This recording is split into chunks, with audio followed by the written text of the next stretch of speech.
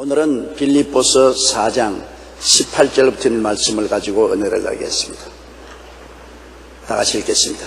내게는 모든 것이 있고 또 풍부한지라 에바브라 디도편에 너희의 준 것을 받음으로 내가 풍족하니 이는 받으실 만한 향기로운 제물이요 하나님을 기쁘시게 한 것이라. 바울 선생은 지금 로마의 감옥에 갇혀 있습니다. 옛날에 감옥에 갇혀 있다는 것은 지금 우리가 상상할 수 없을 만한 고통인 것입니다. 그 생활 공간도 말로 다 할 수 없거니와 거의 먹고 사는 것도 말이 아니었습니다. 그런데도 불구하고 바울 선생은 감옥 속에 계시면서 내게는 모든 것이 있다고 말한 것입니다. 그리고 또 풍부하다고 말했습니다. 그것은 바울 선생이 그만치 모든 것을 긍정적으로 보았다는 것입니다. 여러분, 로마의 감옥에 갇혀있는 그에게 무엇이 풍부하고 모든 것이 있겠어요? 사실은 아무것도 없는 것이 사실이죠. 그럼에도 불구하고 바울 선생은 없는 것을 보지 않고 있는 것을 보는 굉장히 긍정적인 마음을 가지고 계시다는 것입니다. 여러분, 성경에도 주님은 있는 자에게는 더 주고 없는 자에게는 있는 것조차 빼앗으려고 하신 말씀대로 우리의 환경 가운데 우리가 부정적으로 보려면 한없이 부정적으로 볼 수 있습니다. 아무리 풍부하고 모든 것이 있는 사람도 부정적으로 보면 자기보다 더 많이 가지고 있고 자기보다 더 잘 사는 사람에 비교하면 비교가 가난하단 말입니다. 우리 한국 사람이 미국 사람하고 생활을 비교하면 우리의 주택이나 우리의 음식 문화나 모든 생활에 모자랍니다. 그러면 비교 가난으로 늘 마음속에 우리는 미국 사람보다 못 산다, 미국 사람보다 가난하다, 미국 사람보다 헐벗었다, 그렇게 늘 원망할 수 있습니다. 그러나 우리가 우리의 삶을 동남아에 있는 인도네시아나 필리핀 사람들과 비교하면 얼마나 모든 것이 만족하고 풍족합니까? 그걸 보면 또 감사할 수도 있는 것입니다. 우리가 여러분 언제나 자기의 환경을 부정적으로 바라보면 한없이 원망과 불평을 할 수 있는 것입니다. 그러나 긍정적으로 바라보면 아무것도 없는 데서 있는 것을 봅니다. 바울 선생은 감옥에 갇혀 있어 아무것도 없는데도 그는 마음속에 모든 것을 감사하기 때문에 모든 것이 있다고 그랬습니다. 바울 선생은 앞에도 말했거니와 그는 모든 일에 배부르며 배고픔과 풍부와 공급의 일체의 비결을 배웠다고 했습니다. 예수님이 계시기 때문에 예수님 안에 있으니까 모든 것이 다 있다. 예수님 안에 있으면 모든 것이 다 있는 것입니다. 예수님 밖에 있으면 모든 것이 있는 것 같으나 다 없는 것입니다. 예수님 안에 있으면 우리의 과거도 모두 다 의로움으로 꽉 들어 찹니다. 예수님은 어제나 오늘이나 영원토록 동일하기 때문에 어제의 예수님, 우리 과거에 오셔서 우리의 모든 죄악의 감옥에 갇힌 우리들을 해방시켜 주거든요. 모든 사람은 자기 과거를 돌이켜볼 때 죄책으로 고민합니다. 죽음에 이른 사람이 눈 감기 전에 가장 고통스러운 것은 일생 살아온 과거의 죄책 때문에 고민을 하다가 눈을 감는 것입니다. 죄책이 없는 사람 아무도 없어요. 모든 사람은 죄를 범하였으며 하나님의 영광에 이르지 못하기 때문에 죄 없다는 사람은 거짓말 하나를 더 못하는 것입니다. 다 죄 있는 사람입니다. 여러분, 성철 스님 같은 분 10년 동안 앉아서 잠을 잤습니다. 누워 자는 것도 괴로워서 옆으로 누웠다가 엎드렸다가 하는데 앉아서 10년을 잔다는 것 보통 괴로운 것이 아닙니다.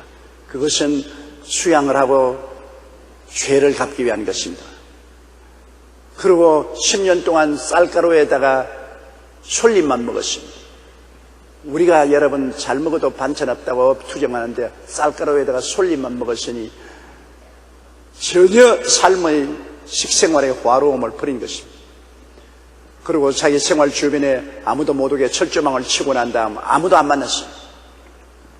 그러한 호행을 한 분은 우리 한국의 역사상 별로 많지 않습니다.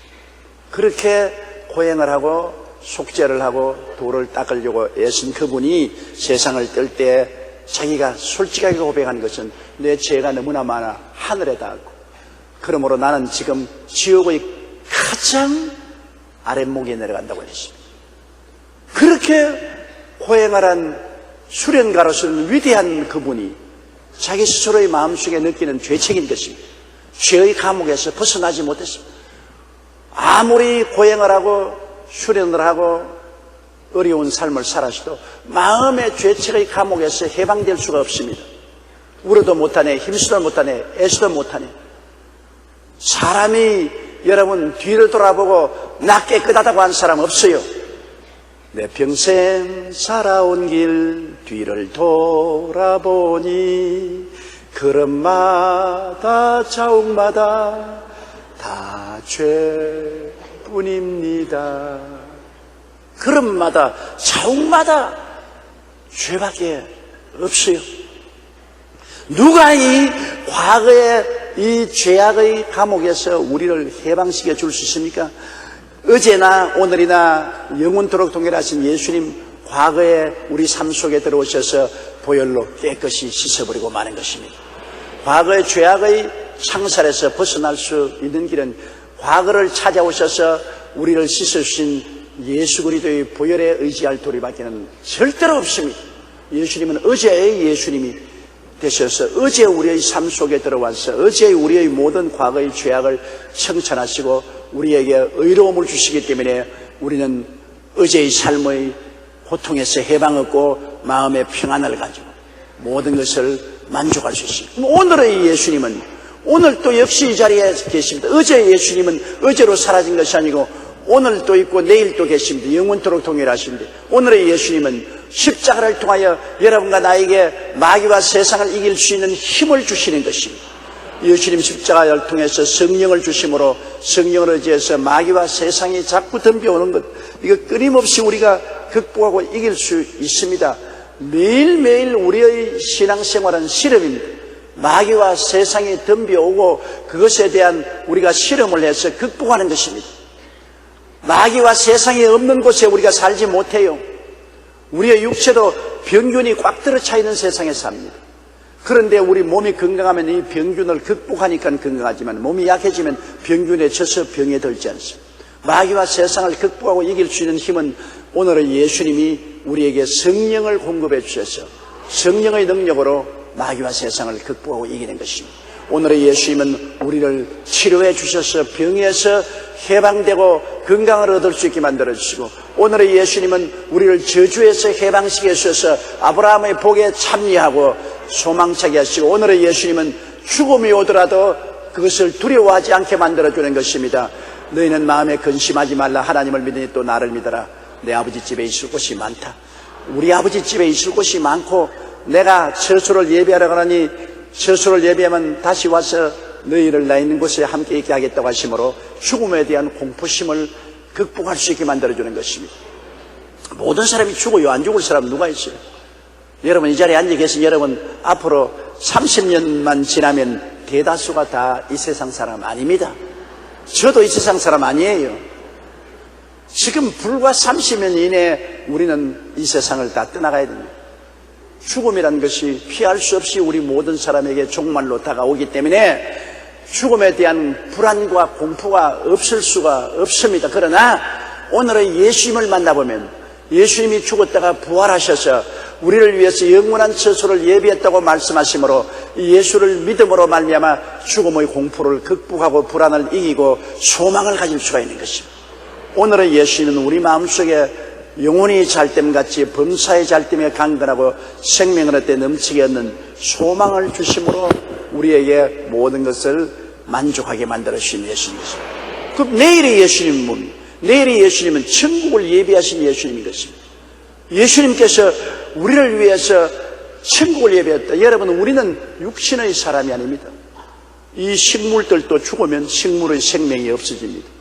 동물도 죽으면 동물의 생명은 없어집니다. 사람은 죽어도 사람의 생명이 없어지지 않습니다. 왜? 사람은 영을 가지고 있기 때문인 것입니다. 식물은 식물의 생명인 식물의 혼이 식물이 죽으면 식물의 혼도 사라집니다. 동물도 동물의 혼은 동물이 죽음으로 혼이 사라지지만 우리는 혼으로만 되어 있지 않습니다. 우리는 영으로 지음을 받았습니다. 하나님의 형상과 모양으로 지음받았기 때문에 육체는 죽어도 우리 인격은 따로 존재하는 것입니다.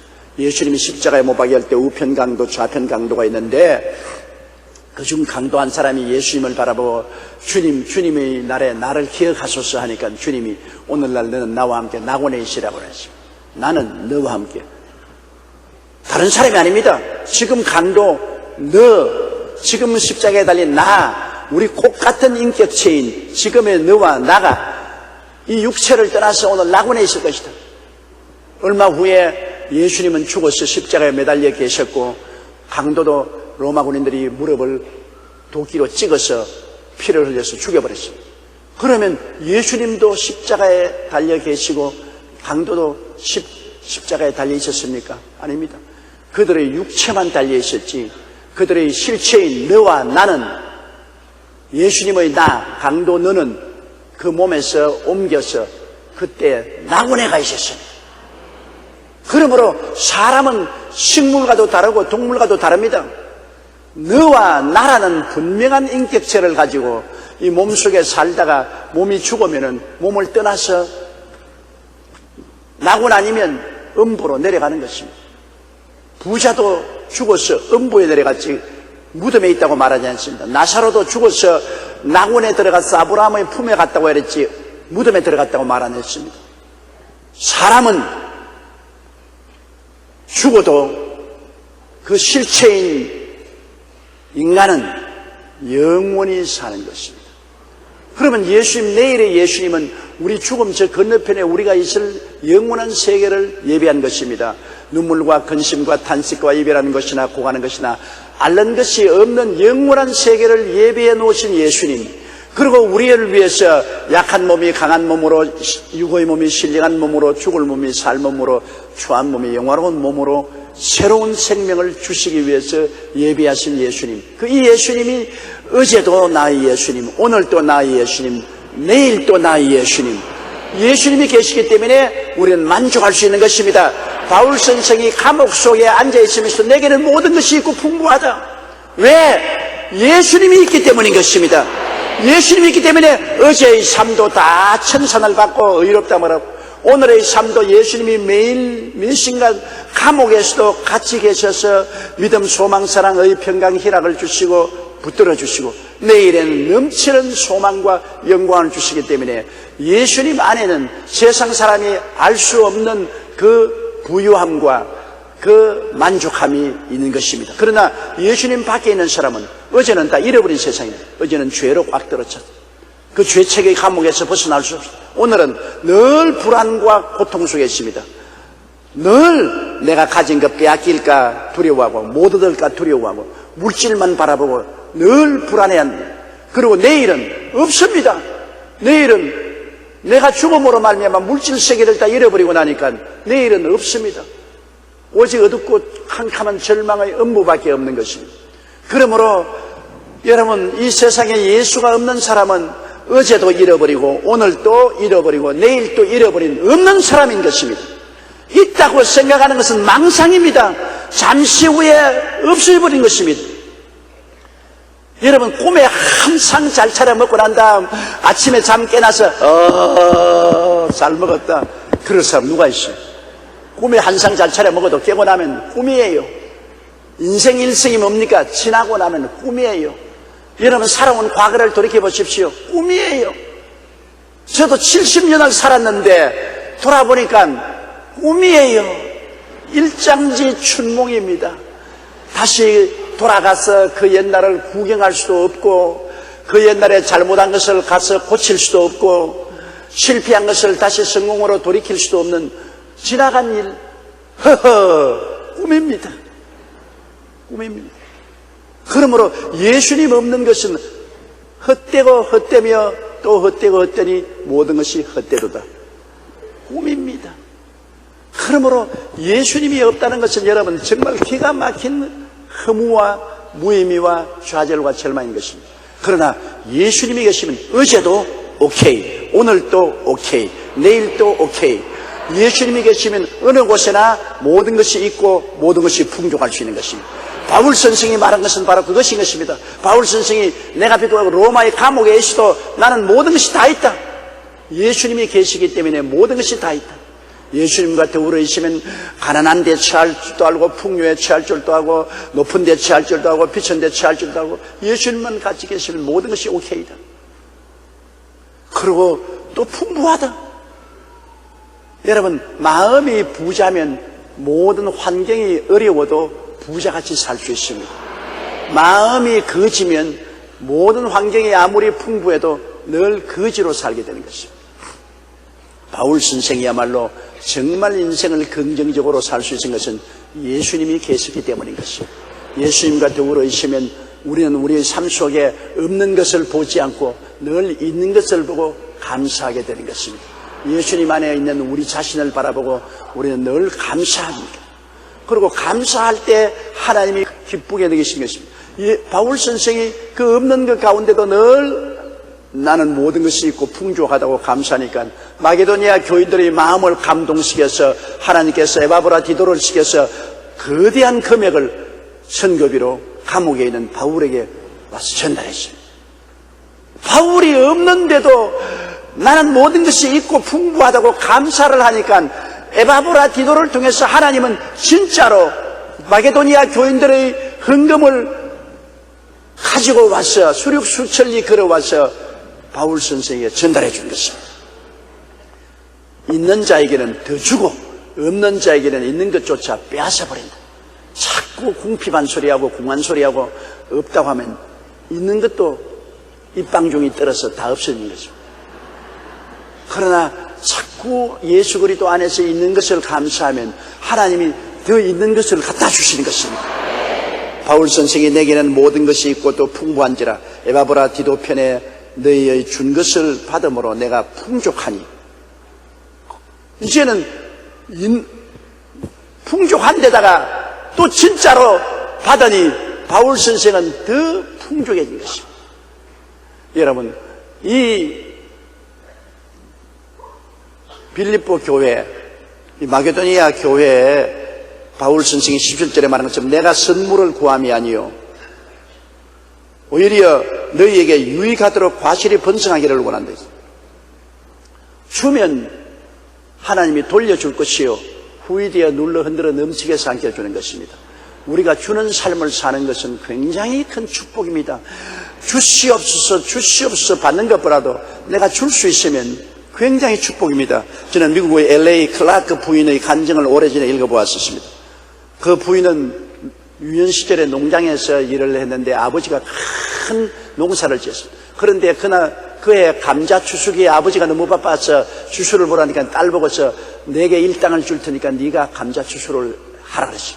그래서 이 클라크 부인은 소녀 시절에 땀을 흘리고 열심히 노동자들과 함께 감자 수확을 해서 창고에 감자를 가득히 채워놨습니다. 자기가 감자를 캐서 땀을 흘려서 창고에 넣으니까 그 해에는 감자가 그렇게 맛이 있어요. 감자가 보기니까 이쁘고 감자가 맛이 있고 좋았습니다. 그런데 아버지가 자꾸만 이웃 사람을 불러가지고서 창고에는 감자를 나누어 주거든요. 그에 이 소녀가 굉장히 화가 났습니다. 내가 피땀을 흘려서 모아서 창고에 가득히 넣어놓은 감자를 아버지가 자꾸 이웃 사람을 불러서 아유 감자 좀 가져가 잡수세요 하고서 그냥 한 봉지씩 한 부대씩 나누어 주는 것입니다. 그래서 항의를 했습니다. 아버지 어떻게 거두은 감자라고 아버지가 자꾸 이 감자를 이웃 사람에게 나누어 줍니까? 아버지가 웃으면서 얘야 감자란 것은 자체 열을 발생하기 때문에 쌓아놓으면 썩어버린다. 자꾸 나누어져서 수를 줄이면은 감자가 신선하게 남아있어서 끝까지 우리는 신선한 감자를 먹지 썩어서 내버리지 않는단다. 주면 썩지 않고 안 주면 썩는다. 저도 시골에서 자라서 우리 아버님이 감자 농사를 많이 지으셨는데 나 같은 분명히 기억해요. 감자를 창고에 쌓아놓으면 감자가 서로 열을 발생해서 감자가 팍싹 썩어요. 그런데 그때는 일정 시절에 아깝다고 썩은 감자를 또 먹어야 돼요. 그 팍싹 썩은 감자를 물에 담궈 가지고서 씻어 가지고서 썩은 감자를 가지고서 감자떡을 만들었어요. 정말 못 먹을 것이에요. 그래도 그때는 먹어야 됐어요. 그래서 원망을 많이 했습니다. 왜 감자를 썩게 하느냐고. 감자란 놈들은 같이 모아놓으면 썩어서 곧장 sak이 나기도 하고 물이 질질질 흐릅니다. 그 자꾸 분리해 놓아야 돼요. 이러므로 그 아버지가, 클라크 여사의 아버지가 감자를 자꾸 이웃에 나눠주니까 다시 새해 감자 수확을 새로 거둘 때까지 그 집에는 감자가 신선하고 아주 좋은 감자를 먹었는데, 이웃의 창고에 꽁꽁 숨어라 머리카락 보인다 하고서 숨겨놓은 집은 통째로 다 감자가 썩어버렸어요. 그래서 새해가 감자가 들어오기 전에 감자가 다 떨어져요. 여러분, 우리의 삶도 한 가지입니다. 내가 자꾸 쥐고 있으면 내 손에서 썩어요. 그러나 이걸 자꾸 나누어 주면 내게 있는 것이 썩지 않고 살아서 역사하는 것입니다. 우리가 하나님께도 드리고 이웃에게도 드릴 줄 알아야 됩니다. 드리는 것이 큰 축복이에요. 미국 역사상 최고 부자였던 록펠러는 52세 때 근무력증, 탈모증, 불면증, 위궤양 등으로 인해 먹지도 자지도 못하고 나무 막대기처럼 말라서 얼마 안 있으면 죽는다고 사형선고를 받았습니다. 죽음의 문턱이 이르자 그처럼 악착같이 모았던 재산도 그에게 아무 의미가 없었습니다. 그때 그의 삶을 바꾼 것은 그가 성경을 읽다가 누가복음 6장 38절의 말씀이 마음속에 충격적으로 레마로 다가왔습니다. 주라, 그리하면 너에게 줄 것이니 곧 후이 되어 누르고 흔들어 넘치도록 너에게 안겨주리라. 록펠러는 당장 자신의 부를 나누어지기 시작했습니다.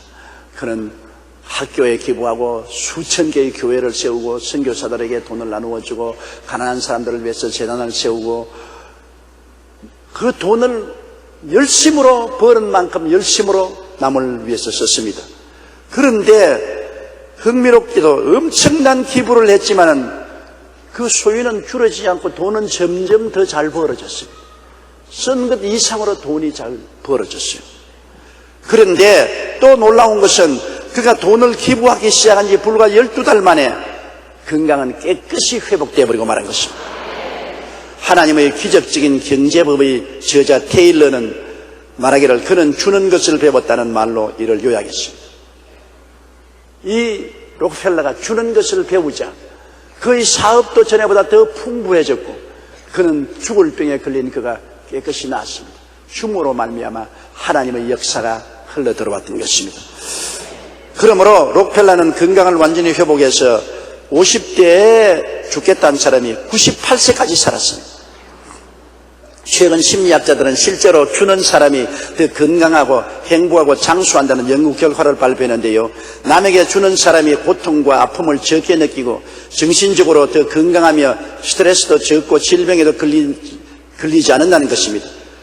담배 끊는 것보다도 주 4회의 규칙적인 운동보다도 건강에 가장 좋은 것은 액수의 다수를 떠나 구제가 훨씬 장수에 더 좋다고 오늘날 심리학자들은 말하고 있는 것입니다. 미시간 대학교 학자들은 지난 5년간 400명의 노인 부부를 조사한 후 다른 사람들을 돕는 사람들은 그렇지 않은 사람에 비해 수명이 훨씬 더 길다는 결론을 내렸습니다. 연구 책임자인 브라운 교수는 다른 사람을 돕는 것은 자신의 생명을 연장시키는 것이라고 말했었습니다. 이것은 캘리포니아 대학에서도 2000여 명을 대상으로 실시한 조사에서 2개 이상의 자선단체에서 자원봉사를 하는 사람은 그렇지 않은 사람에 비해서 향후 5년간 죽을 확률이 놀랍게도 63%나 줄어들었다고 말하는 것입니다. 오래 살고 싶거들랑 열심히 드려야 돼요.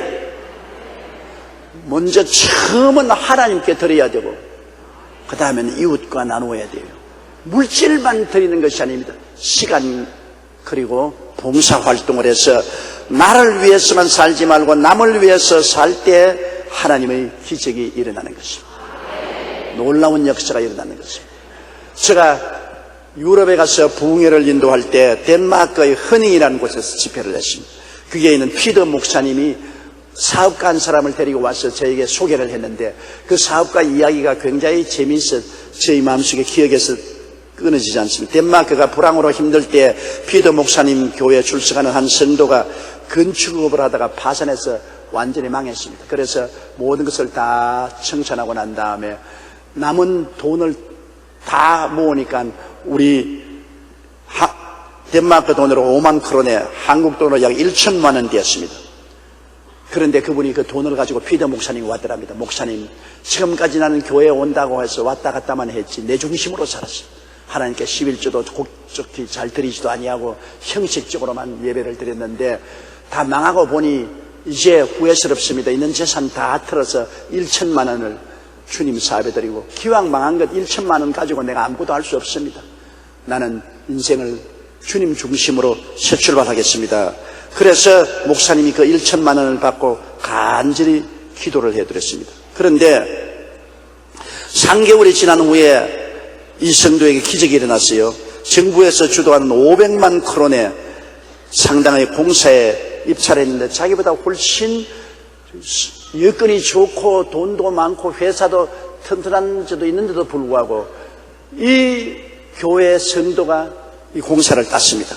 공사 낙찰을 받고 하나님이 그때부터 사업문을 열어주어서 파산했던 사업이 다시 일어날 뿐 아니라 점점 창대해져서 복을 받고 그 다음에는 거부가 되었죠. 피더 목사님의 선교 사업에 거금을 내주고 교회 건축에 전적 책임을 다해서 교회 건축을 해주고 그래서 그 사업가를 내게 데려와서 안수를 해주라고 해서 내가 안수를 해드렸습니다. 환난을 당할 때 주님께 나와서 그때수록 더 드려야 되는 것입니다. 아니 나는 환난 당해서 다 망했는데 뭐 내가 주님께 뭘 드리겠노. 그거는 잘못한 생각인 것입니다. 여러분 많이 거두려면 많이 심어야 됩니다.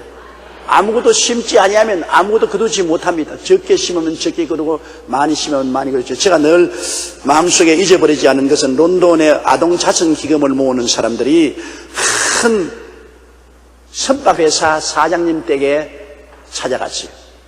그런데 그때는 전등불이 없을 때였습니다. 선박회사 사장님이 사물을 보고 있는데 촛불 2개를 켜서 놓고 열심히 사물을 보고 있는데 이 아동 자선 기금 대표들이 찾아가니까 앉아라고 난 다음 촛불 하나를 훅 꺼버리거든요. 와, 노랭이구나. 세상에 자기 사무 볼 때는 촛불 2개 켜지만 우리하고 일할 때는 촛불 하나를 꺼버립니다. 그래 눈을 휘둥그레 있으나 웃으면서 사물을 볼 때는 글자를 봐야 되기 때문에 촛불 2개가 필요하지만은 대화할 때는 얼굴만 쳐다보면 되기 때문에 한 번은 끄면 전략이 됩니다. 아이고 이 사람에게 말해봤자 무슨 사슴개무에 돈을 주겠느냐. 그러나마 말을 해보자고. 굶주리고 병든 어린아이들이 많은데 그들을 위해서 병원도 설립하고 교육도 시켜야 되는 자선기금에 돈을 좀 달라니까 기꺼이 그 금을 약속. 아유 놀랐어요. 아 이렇게 노랭이가 어떻게 이렇게 기꺼이 큰 액수를 헌금을 작정하느냐. 그래서 한 달 후에 그 금액을 받으러 오라 그랬어요.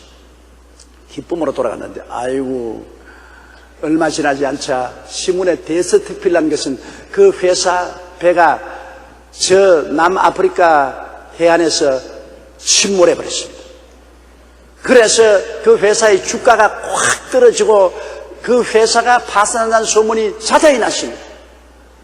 그래서 아동 자선기금 모으는 사람들이 야 이제 절단 났구나. 그렇게 그 금을 우리에게 희사하겠다고 했는데 배가 침몰하고 주가가 떨어지고 회사가 망하게 되는데 이제는 가면 뭐 미안합니다. 많이 드리려고 했는데 회사가 망하게 돼서 돈이 없습니다. 그러면 그뿐 아니겠습니까? 가지 말자고 한 사람이었는데 아니 그래도 이 판 저 판 아니가 가보자. 그래서 찾아가니까 이제는 이분이 사물을 보는데 촛불도 아니고 호롱불을 딱 켜놓고 있더랍니다. 아이고 이제 촛불도 아니고 호롱불을 켜놓고 있는 이 마당에 우리 말도 못 꺼내겠다 이게 오니까 반갑게 맞이하면서 수표를 끄집어내 주는데 보니까 전에보다도 10배나 많은 금액입니다. 약속한 금액보다도 10배나 많은 금액을. 그래서 아니 이거 잘못 숫자 적은 거, 공 하나 잘못 적은 거 아닙니까? 허허허 웃으면서 전에는 하나님 도움이 조금 필요했지만 이제는 많이 필요해요. 그렇기 때문에 전에보다도 하나님 도움이 10배나 필요하기 때문에 더 많이 심어야 돼요. 그래서 좋을 때보다 망했을 때 10배나 더 하나님 사업에 헌금하고 난 다음에 그 회사가 불길같이 그냥 일어났다는 간증을 제가 읽어본 적이 있습니다. 여러분, 성경 말씀은 저 하늘이 무너지고 이 땅이 꺼져도 일지매력도 변함이 없습니다. 주라! 그래야 하면 돌려줄 것이니 곧 후회되어 또 되기만 하면 안 합니다. 눌러서 또 흔들어서 넘치게 해서 또 가슴에다가 안겨준다. 꼭 친정 어머니와 같습니다. 옛날에 못 살 때 시집살이 고생하다가 친정에 왔다가 시집으로 돌아갈 때 남편 몰래, 시아버지 시어머니 몰래 딸내 불러가지고서 대어서 눌러서 흔들어서 넘치게 해서 눈물을 흘리면서 보낸 우리 하나님의 사랑은 여러분 그런 사랑인 것입니다. 소년이 자기 먹는 점심 도시락 보리떡 5개와 물고기 2마리, 요사이 강아지가 줘도 안 먹어요. 보리떡 5개와 물고기 조그만 2마리를 그가 기꺼이 주님께 내놓았을 때 주님이 그 소년에게 빈손 들고 돌아가라고 했습니까? 12바구니입니다. 12바구니. 조그마한 도시락이 12바구니하고 어떻게 됩니까? 12바구니 넘치도록 그 소년에게 돌아간 것입니다. 하나님은 여러분 기하급수로 계산해서 여러분에게 30배, 60배, 100배가 되도록 거두시는 것입니다. 그렇기 때문에 바울 선생님이 말하는 빌립보 교인들아, 너희들이 내게 선교 헌금을 보낸 것은 그 돈 때문에 내가 좋아하는 것이 아니라 내가 선물을 구함이 아니요 너희에게 유익하도록 과실이 번성하기 위함이다. 너가 나의 선교 사업에 심으면 너희에게 과실이 풍부해지고 번성해지기 때문에 내가 너희들이 나를 기억하고 선물을 보낸 것을 기쁘게 생각한다는 것입니다. 그래서 내게는 모든 것이 있고 또 풍부한지라 에바브라 디도편에 너희 준 것을 받음으로 내가 풍족하니. 자, 그 다음에 이 선물이 바울 선생에게 드린 이 선물이 어떤 결과를 하느냐. 이는 받으실 만한 향기로운 제물이요. 구약시대에는 하나님께 제물 드렸습니다. 매일같이 번제를 드립니다. 양이나 염소나 소를 잡아서 태워서 향기로운 향기를 올리는 것입니다. 향기로운 제물. 요 사이는 우리가 그 제물을 잡아 드릴 필요 없는 것은 예수님이 영원한 제물이 되어버리기 때문에 이제 제물이 필요 없어요.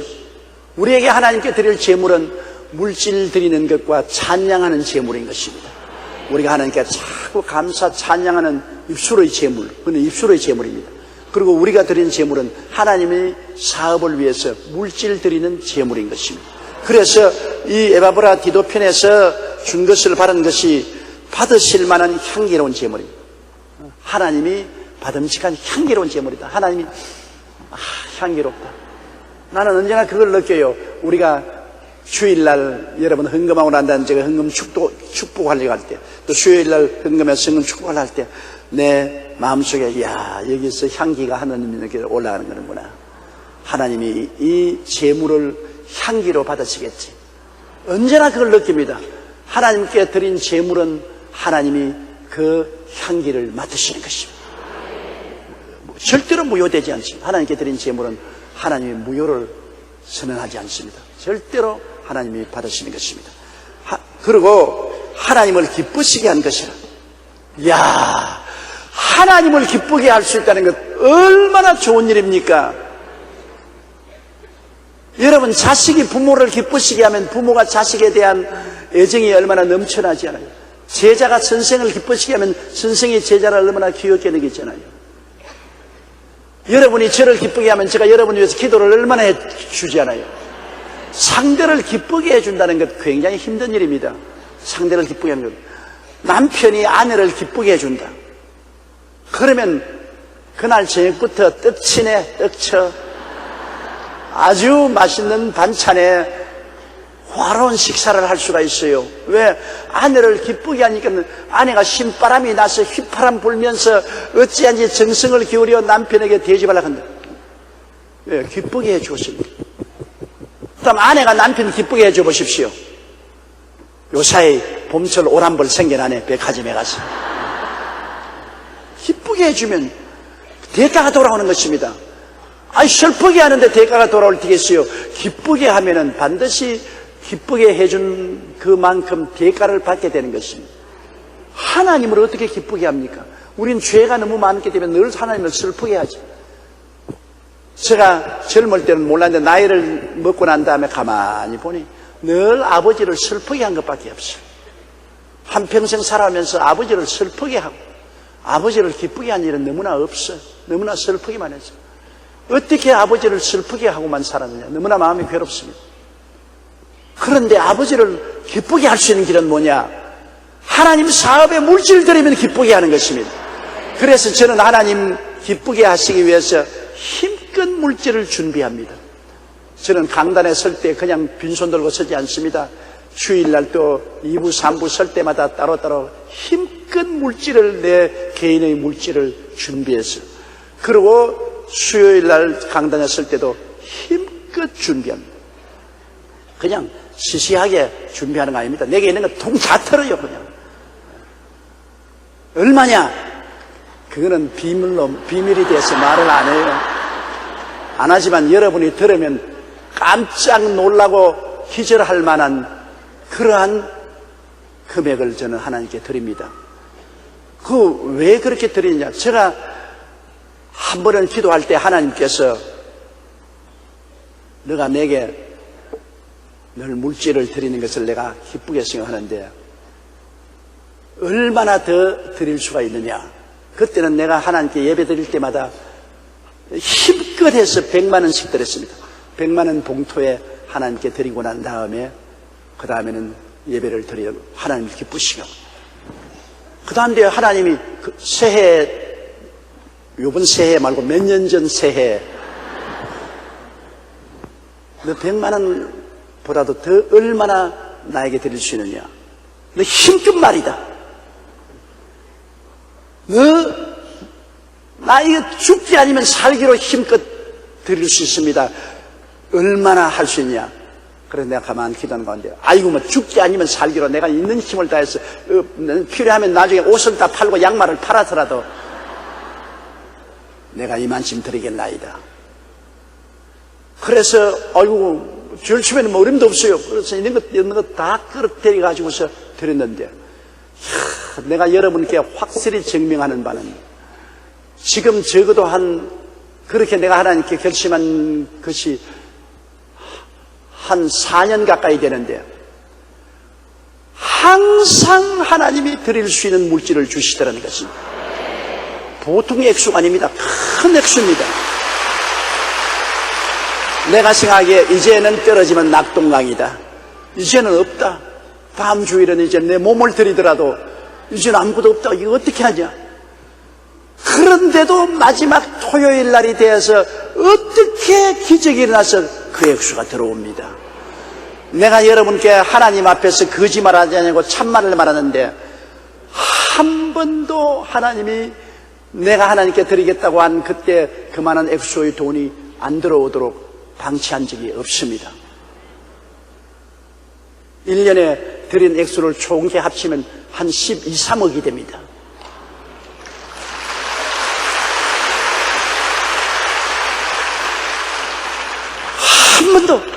한 번도 정말 내가 하나님 앞에 너무너무 기가 막히고 너무너무 하나님이 기적을 베푸시고 너무너무나 하나님 말씀이 가짜가 아니고 진짜고 정말로 참말이고 참말이고 이것은 내 인생의 목숨을 바쳐서 증거하는 바인 것입니다. 왜? 한 번이라도 하나님이 모른다 할 수 있지 않아요. 한 번이라도. 그런데 매 주일 2번, 매 수요일 날 한 번도 주님께서 빈손 들고 나오지 않고 내 마음에 결정을 내리고 하나님께 첫 제물을 드린 이상, 향기로운 제물이 된 이상 하나님이 기뻐하시고 나니까 한 번도 이 기나긴 세월 동안 건너뛰게 하지 않으셨습니다. 주라 그리하면 돌려줄 것이니 곧 후회되어 눌러 흔들어 넘치게 해서 안겨주리라. 누구든지 이 말씀이 거짓말이라고 도전한 사람이 있으면 나 당당히 만나서 내 옛날 기록을 쫙 펼쳐주고 보여줄 수 있어요.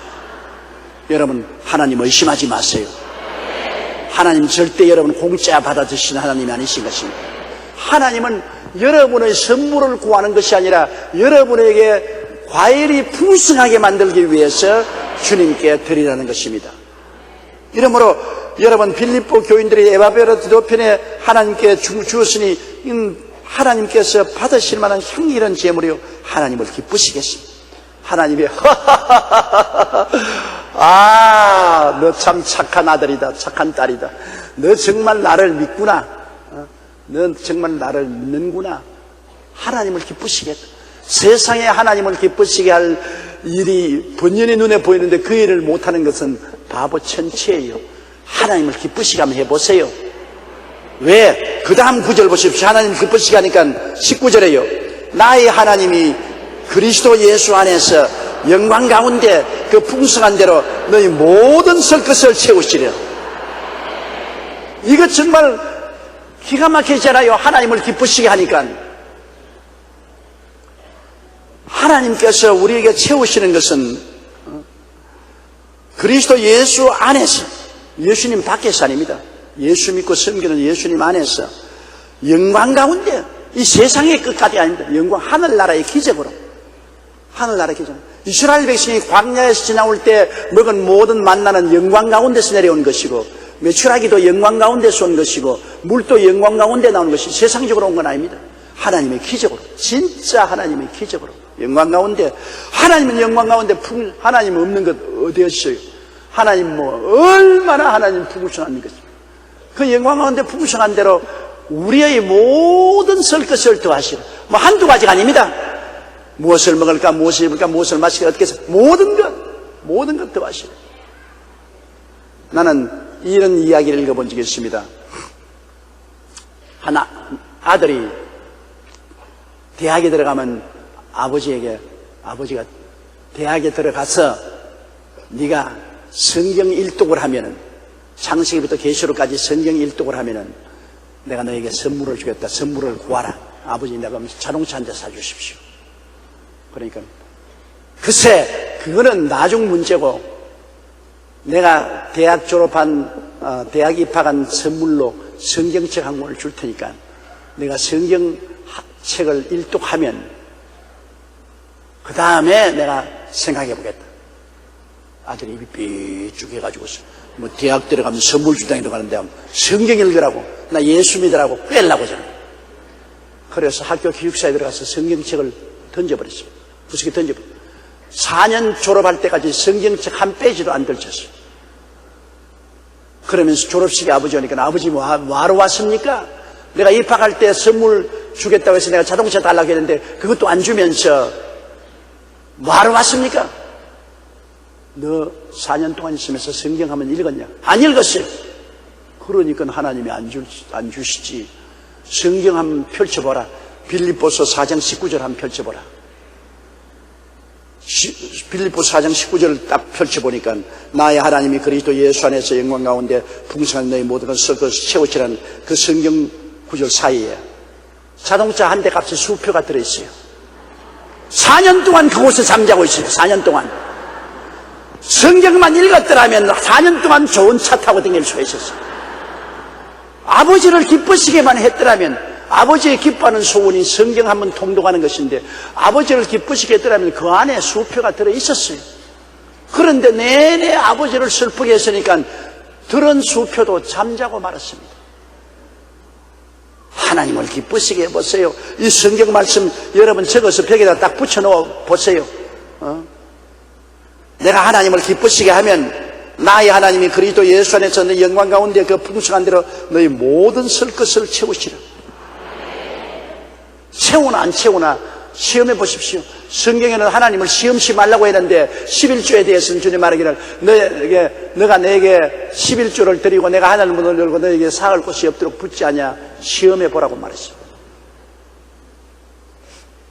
사실은 물질 문제는 하나님께서 문제가 되는 게 아닙니다. 하나님이 만유를 지으신 하나님, 만유를 마음대로 하시는 하나님이 우리 물질 요거 하나님 보시기에는 코끼리 코에 비스켓도 안 됩니다.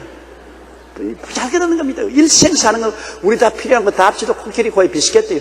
하나님 여러분 12진주문이라 근데 진주 묻는 조그마한 진주 한 돌 하나만 떼줘도 우리 일층 먹고 살 수 있습니다. 문제는 우리에게 있어요. 하나님께 있는 것이 아니라 우리가 하나님을 기쁘시게 안 합니다. 차례 하나님 슬프게만 하고 하나님 괴롭게만 하고 하나님을 의심하기만 하고 그리고 욕심을 내어서 자꾸 달라고만 하고 하나님을 기쁘시게 하는 것입니다. 여러분, 입술의 향기로운 제사인 감사와 찬양을 늘 드리고 하나님께 물질을 드려서 주의 사업을 섬기면 하나님을 기쁘시게 한다는 기도해 보세요. 하나님 응답 안 하는가? 반드시 응답해 주시는 것입니다. 20절요. 하나님 곧 우리 아버지께 세세무흥토록 영광을 돌릴지어다. 바울 선생은 너무 좋고 너무 기뻐가지고서 우리 하나님 아버지는 절대로 거짓이 없으시고 너무나 좋은 하나님, 풍성한 하나님이니까 하나님은 우리 아버지께 세세무흥토록 영광을 돌릴지어다. 할렐루야. 춤추고 꽹가리 치고 노래 부르면서 하나님께 영광 돌릴지어다. 하나님은 이렇게 좋은 하나님, 영원한 우리의 삶의 자원이 되신 하나님이기 때문에 우리가 하나님과 인생을 함께 살면 두려울 것 없어요. 오래 예수를 믿는다고 하면서 하나님과 더불어 인생을 살지 않기 때문에 문제인 것입니다. 21절요. 그리스도 예수 안에 있는 성도에게 각각 문안하라. 나와 함께 있는 형제들이 내게 문안하고. 이제 마지막 바울 선생이 편지를 끝맺으면서 예수님 그리스도 안에 있는 성도들에게 다 서로 문안하라. 서로 안부를 전하라. 사람이 서로 문안하면 서로 정을 나누는 것입니다. 사람이 서로 만나도 모른 체하고 있으면 정의 흐름이 끝입니다. 그러나 만나면 아이고 안녕하세요, 건강하세요, 애들 다 잘 지내지요. 그거 그냥 늘 하는 말이지만은 그 문안을 통해서 우리 마음의 정이 서로 통하기 때문인 것입니다. 제가 어느 모임에 가서 앉았는데 내 제자가 툭 들어오더니만 다른 사람들에게 다 인사하고 빙글빙글 돌면서 저쪽 자기 자리에 앉아있어요. 그런데 내 속으로 괘씸하다. 내가 자기를 기르고 키웠는데 아니 이게 와서 내가 앞자리에 앉았는데 나에게 와서 이놈이 인사를 안 하다니 문안도 안 하다니 아니 정이 싹 끊어져 버려요. 근데 한참 있다가 이 녀석이 돌아보고 난 다음 내가 앞에 앉으니까 벌떡 일어나면 뛰어와가지고서 아이고 목사님 안녕하십니까 건강하십니까. 근데 눈이 나빠서 목사님 앉아 계시니까 잘 몰랐습니다. 그때부터 정이 싹 트이더라고요.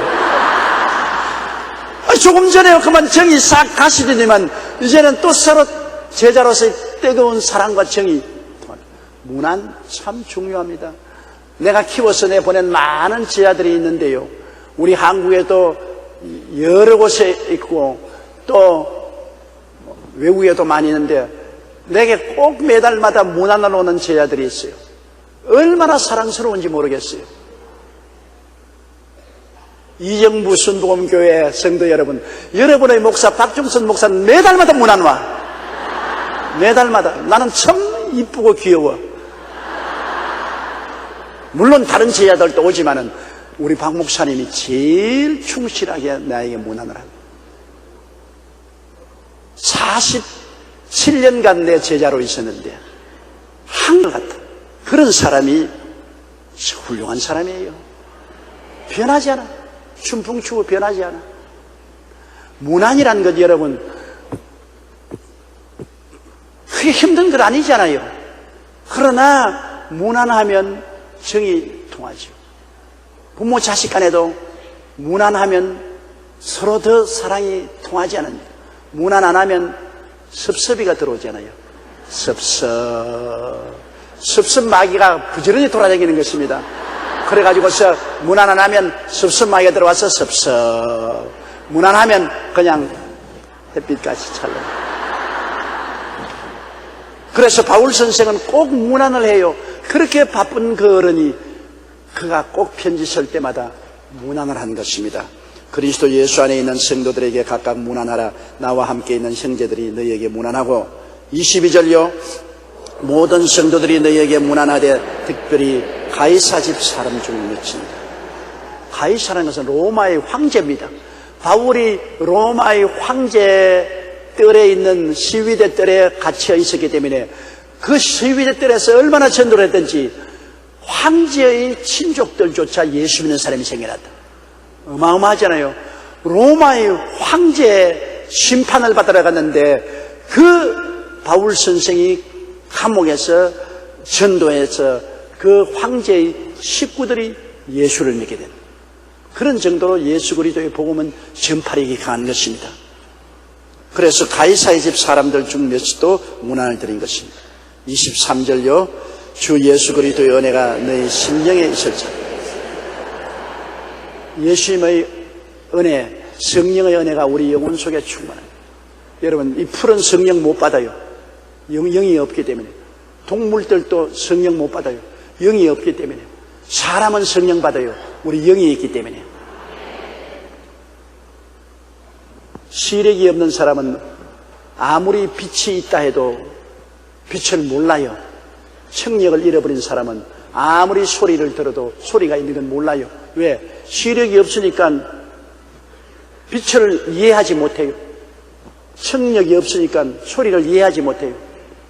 영혼이 없으니까 하나님을 이해하지 못해요. 식물들 영혼이 없으니까 하나님 이해 못하지요. 동물들 아무리 지혜가 발달된 침판지도 영이 없기 때문에 혼적인 사물은 알아도 하나님에 대한 개념은 전혀 없습니다. 아무리 해도 없습니다. 인도의 5,000마리의 원숭이에서도 절간 짓거나 성당을 지었다는 원숭이는 한 마리도 없어요. 왜? 영이 없기 때문에 하나님에 대한 인식을 전혀 할 수 없습니다. 그러나 사람은 미신을 섬기더라도 신에 대한 감각을 가지고 있는 것입니다. 영이 있기 때문인 것입니다. 그러므로 우리 영 속에는 하나님의 성령이 들어와서 있을 수가 있는 것입니다. 하나님의 성령이 우리 영 속에 들어와서 함께 거합니다. 우리 예수 믿는 사람들은 성령을 모셨기 때문에 성령을 통해서 하나님을 이해하고 감사하고 찬양하고 성경 말씀을 읽고 설교를 듣고 좋아하고 즐거워하고 소망차지 않습니까?